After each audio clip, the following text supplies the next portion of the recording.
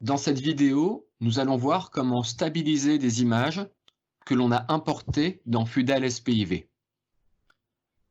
Si vos images sont affectées par des mouvements comme des tremblements, vous devez les stabiliser avant de procéder à l'analyse de l'SPIV. Il faut bien avoir en tête que la stabilisation est une étape supplémentaire qui va venir ajouter de l'incertitude à la mesure des vitesses. Donc, il est toujours préférable d'éviter les mouvements de caméra en utilisant par exemple un trépied ou en fixant la caméra sur un support stable. Il faut aussi avoir en tête que seuls les petits mouvements de caméra, comme les tremblements ou les effets de zoom, peuvent être corrigés. Dans l'exemple de ce tutoriel, j'ai une série d'images et on voit que si je regarde la première image et la dernière, il y a un décalage, un effet de tremblement. Donc, on va essayer de corriger cela. Pour stabiliser les images, on va se servir du menu Images, paramètres de stabilisation des images. Et on va activer le module de stabilisation.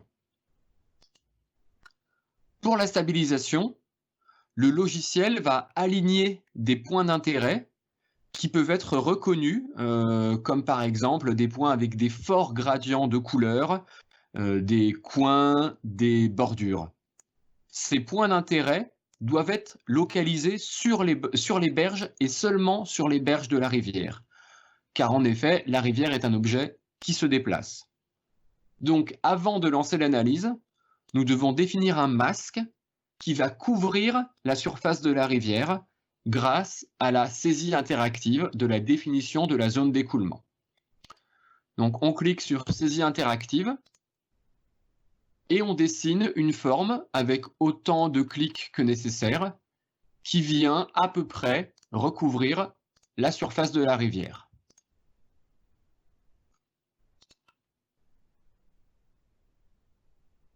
Pour le dernier point, on double-clique et on a ce masque rouge qui recouvre la surface de la rivière. La densité des points d'intérêt pour l'alignement des images va dépendre de la texture des berges. Il faudra choisir faible si les berges montrent une forte texture avec un environnement très contrasté, avec beaucoup de points reconnaissables. Par contre, on devra choisir haute si les berges montrent très peu de points reconnaissables, comme par exemple une surface artificielle en béton lisse. Le modèle de transformation choisi va dépendre des mouvements des images. Si on a de faibles mouvements de tremblement, on va dire inférieur à 10 pixels, alors le modèle par similarité doit être préféré. Ce modèle est plus robuste. Par contre, si on a des mouvements plus forts, supérieurs à 10 pixels, alors on devra préférer le modèle de projection. Mais ce modèle est plus sensible, donc il n'est pas recommandé d'utiliser une faible densité de points avec le modèle par projection.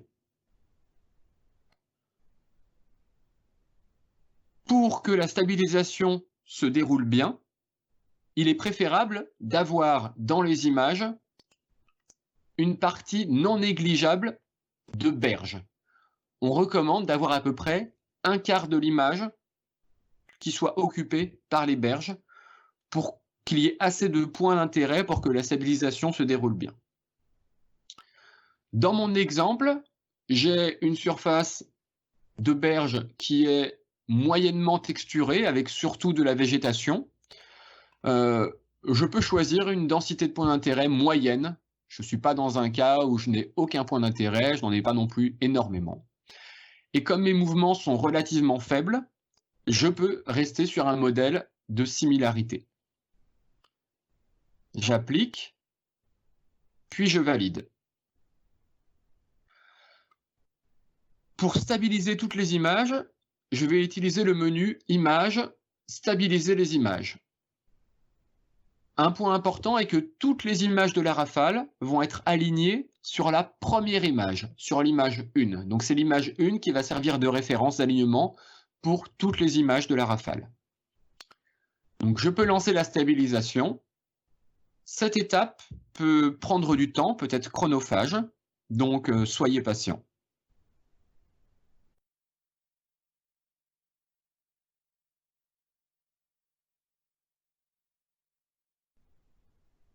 Quand le calcul de stabilisation est terminé, il est possible de visualiser les images stabilisées. Pour cela, on va déjà enlever le masque de la rivière. Donc, dans la fenêtre des calques, on peut décocher la zone d'écoulement. Et pour afficher les images stabilisées, on va cliquer sur l'icône de la main tremblante. Et on voit que dans le menu déroulant, on a maintenant les images stabilisées qui s'affichent.